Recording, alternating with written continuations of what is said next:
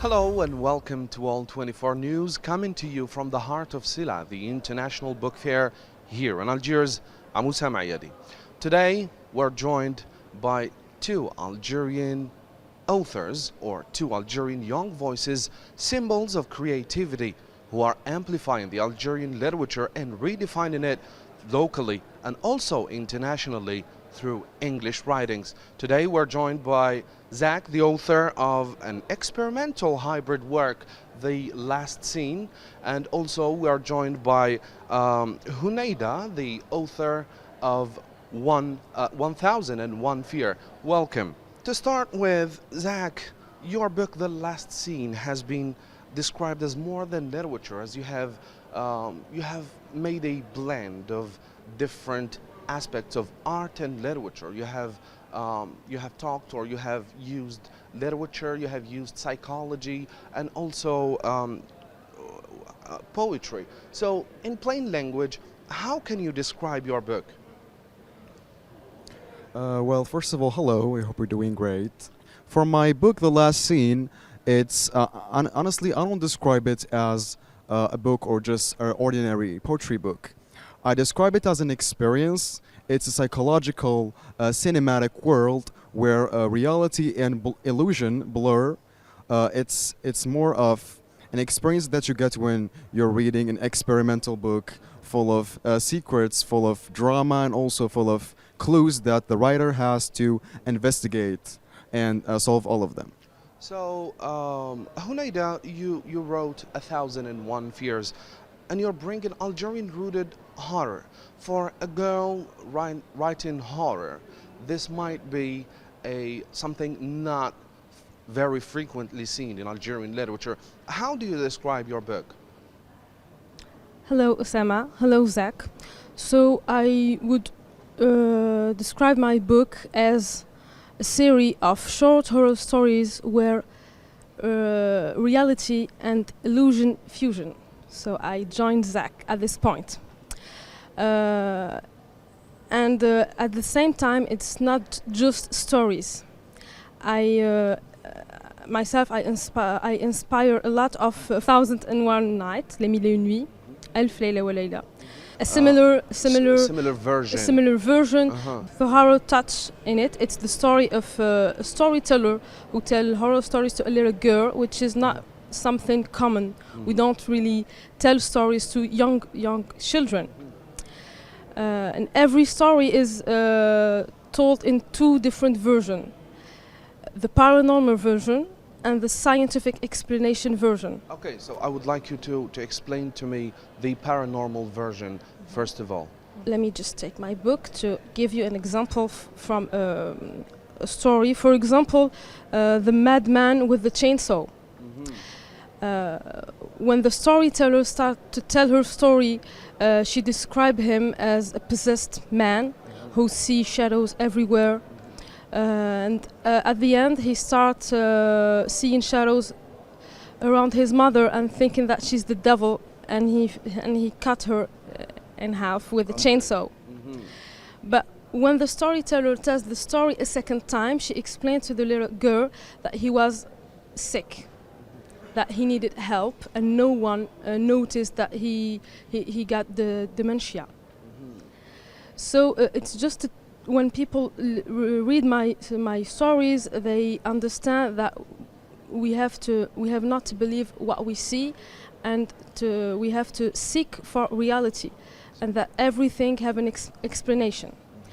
And the funny part, it's not that funny. This man was my neighbor 10 years ago, and he really killed his mother, and I saw her body. So it's kind of adopted from a real story. Exactly. Yeah. Not all the stories. There are stories that I wrote based on myths that are rewrites, stories that are based from stories that I heard from people, and I added my touch.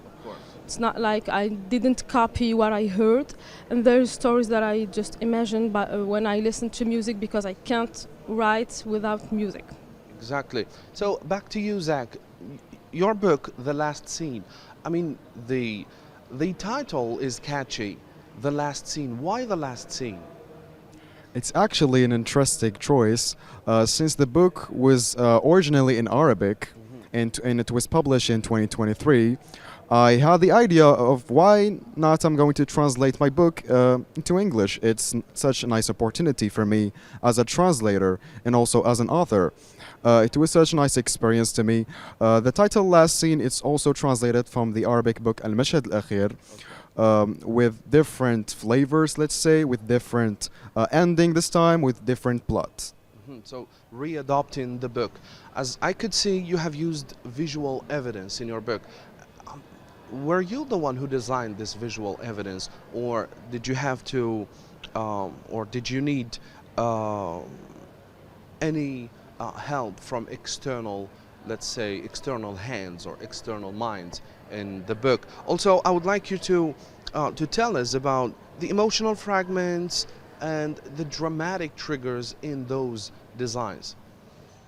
For the designs in the book, I have worked alongside with my designer in visualizing all the illustrations in the book, since each illustration had its own story with its own poem.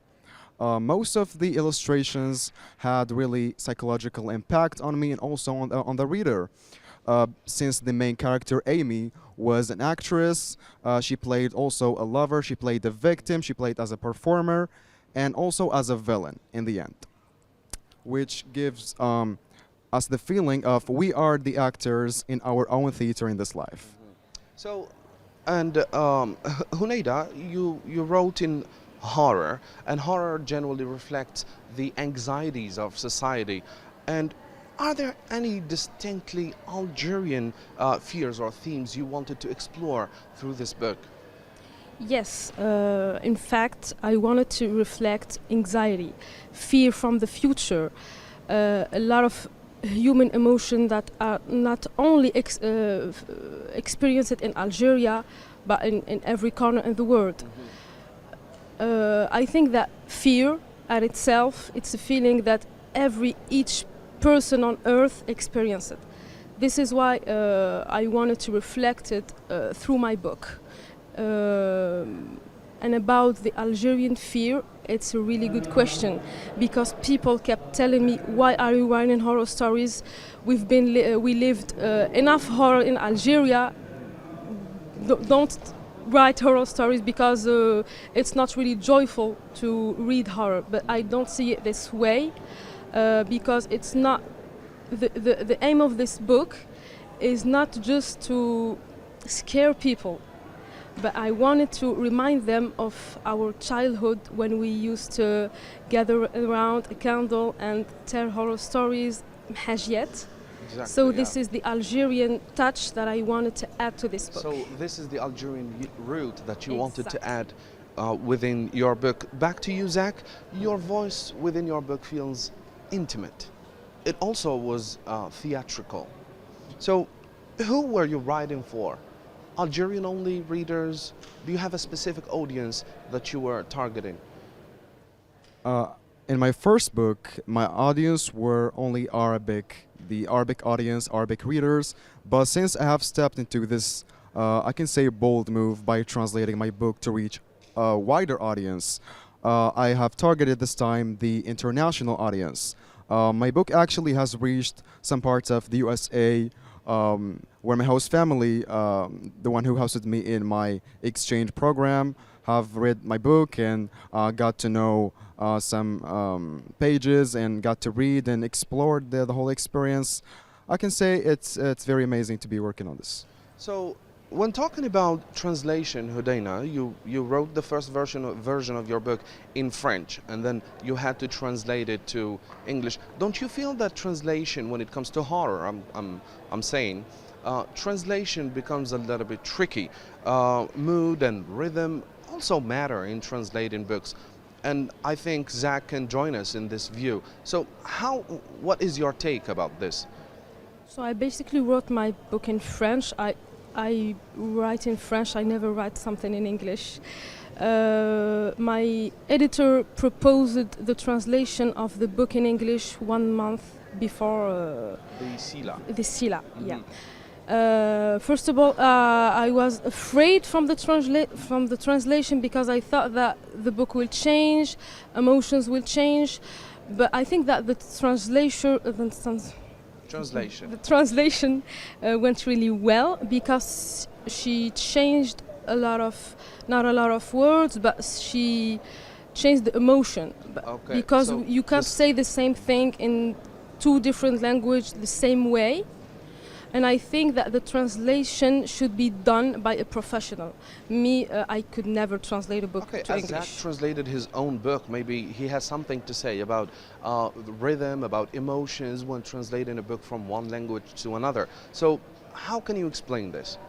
So throughout my whole, let's say, little career as a translator, and of course reaching to professionals, one of the hardest things to do were actually doing translation to my own book, and it's also poem, so it's poetry, which is also hard to translate the feelings, the metaphors. You're either going to sacrifice the meaning and keep the aesthetic, or going to do the opposite. You're going to sacrifice the aesthetic and try to deliver the same meaning. So in the last scene, I have tried to mix between both. I have kept the same meaning, the same messages that I wanted to deliver, but of course adding new themes and new concepts to the book, and it's actually longer than the Arabic version. It is such an interesting fact. So, Houneïda, with your academic background of mediation work, and mediation work, how does scholarly discipline shape how you build atmosphere and suspense in your horror book? So since that I studied not French literature but Maghrebian Francophone literature, this pushed me to read more and more. So I think that I start reading when I went to university 10 years ago. So I'm not a big reader, and I start writing at 12. So writing became come before reading. I have a lot of teachers that shaped my writing skills and reading skills, but for the horror part, it was really my personality, and a lot of people told me to stop writing horror stories. I don't know why they don't really like it. Zach, you are part of a growing wave of Algerian authors and writers who maybe have already written in English or are willing to write in English. And what does this shift mean to you or for Algerian writers who prefer the English language rather than French, for example, which existed long in the Algerian history? It is definitely an amazing opportunity to be expressing yourself and your feelings and your vision of writing in the English language more than our native language. Sometimes even English give you a space to create things, to create even deeper concepts that we live in our society. Yes. Yeah, so as we all know, maybe English is a straightforward language, not like Arabic, for example, which is your mother tongue. How can you differentiate, or how can you make this blend of maybe living in an Arab culture and then writing in English? I think that's the touch of an author, that that he is able to mix between living in his society and what he's going to write.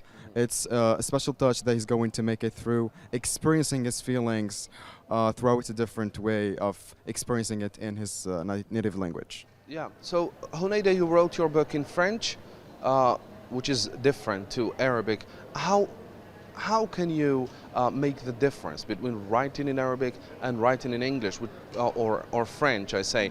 So French is not your mother tongue, and writing in a different tongue is really a privilege. So how do you take this privilege?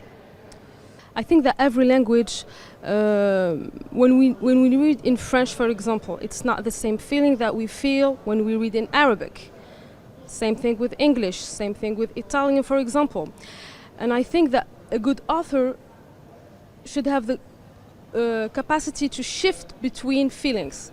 So I think that the thing that helped me to write a book in French is that shifting from Arabic emotions when we write to French emotions when we write, and this is due to the fact that I maybe read a lot of books in French, watch a lot of French movies, because I'm not French, we are not living in a French country.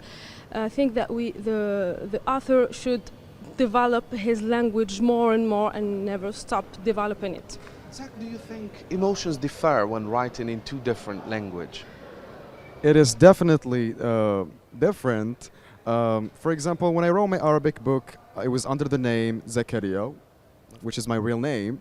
But since I have translated my own book, I had to choose another name, which is Zach. So you can see different names, different identity, different thoughts, but same purpose and same delivery of messages. So, do you think spaces like SILA boost the writing in different languages, especially nowadays? So if we talk about languages, there are the three basic languages in Algeria: Arabic, French, and English. I saw other books in German and Italian, but people don't buy books in other languages. Those are maybe tailored to specific audiences. Yes, exactly. The thing that I noticed is that people bought the English version of the book, because there's two versions of the book, the French version, Mille et une Peurs, and 1001 Fears. That's awesome that people start reading in English. But it's not so good for me because I write basically in French, so I don't know, maybe people start preferring English to French and Arabic. Zach, as an author, as a young author, a literary voice, what support or initiatives you think can boost the Algerian writing in English? As initiatives, I think one of them is SILA. But before talking about SILA, the process of making your book, I think joining literary environments is such an amazing opportunity to getting to know other writers, to participate in writing workshops, getting to know what is creative writing, dealing with literary figures and professionals can actually shape your career and shape the way you write. Do you think there's sufficiently of literary workshops or literary gatherings in Algeria so as to help this kind of, let's say, ambitious writers? I think they are still working on providing more and more workshops, and I think it's a new wave of getting to realize that we actually need more and more of writers, we need more workshops, we need actually more literary environments. How do you think, Houneïda, how do you think we can boost the writing in English, not only translating to English, but also writing in English or other languages rather than Arabic in Algeria? I joined Zach at this point because writing the workshops for writing, because myself I participated to 3 workshops writings and it helped me a lot. And I think that if I found English workshops, I will definitely participate because I want to start to write in English. Not only translating. Not only translate, exactly. Yeah. To be able to put my emotions in my book and not to have to translate it. We could do it with other languages. It's a really long path, but we can do it. Zach, every writer has a dear part or has a specific part from him in his book. What do you think is your part in the last scene? I definitely think it is a special chapter in the book. It was not meant to be in the book, but it was added after that, since throughout the whole writing of the book, I had really something bad happening in my life, which is my mother passing away, and after that I took a break from writing the whole writing process. I had to add another chapter to the book as appreciation to her. And what about you, Houneïda? What do you think is the dear part of you that you left in the book? So for now, I don't have the courage to tell part of my life in a book, but the dear part of myself that I put in the book is the fact that I love to scare people. And just imagining someone holding my book in his room and reading it, it's really thrilled me, and I feel like I'm helping that person to, first of all, to read, to sleep, not well, and to be part of his library. So this is the part that I wanted to add to my book. So back to you, Zach. Every writer has a message behind his book, or has a message, a specific message, if we can say, to his audience. What is your message behind The Last Scene? As I said before, we are all actors in the theater of life. We're all performers. We all try to showcase and display our best image, but inside we might be broken. We might feel not all right, which here's the problem that we have to start to fix. Throughout my whole book, I have tried to deliver that we should embrace ourselves. We should get to know ourselves well. We should really identify ourselves and definitely Maybe deliver a certain image that you wanted your audience to know. and definitely express ourselves in the best way possible. And what about you, Houneïda? What is your message behind 1001 Fears? So the message behind my book is that people should never stop questioning everything, never stop asking questions, because most of our fears are based on illusions. So I didn't know that I had a message when I write my book. I discovered the message when I finished it, so I think that it's more authentic as a message.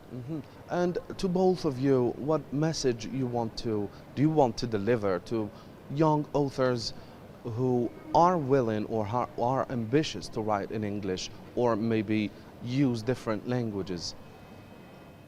I have to start.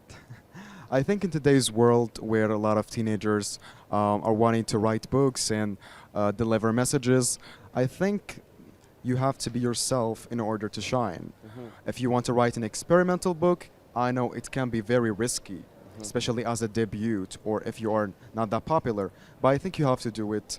Express yourself in your book. Write something that would be actually remembered after years and could be unforgettable. Yeah. And what about you, Houneïda? So for young writers, I would say that they shouldn't listen to critics at the beginning, and not try to copy others, because it could work, but it would ruin a little bit their personality, and they could never shine as unique, exactly. And practice, never stop practicing, reading, experiencing other stuff. For example, I will start writing in English. So you give me the courage to write in English. Because I was scared to doing it. I've been always scared to write in English, but now it seems for me more and more, not easy, but pleasing. Thank you so much. A big thank you to Zach and Houneïda, two Algerian young voices shaping the horizon of Algerian literature.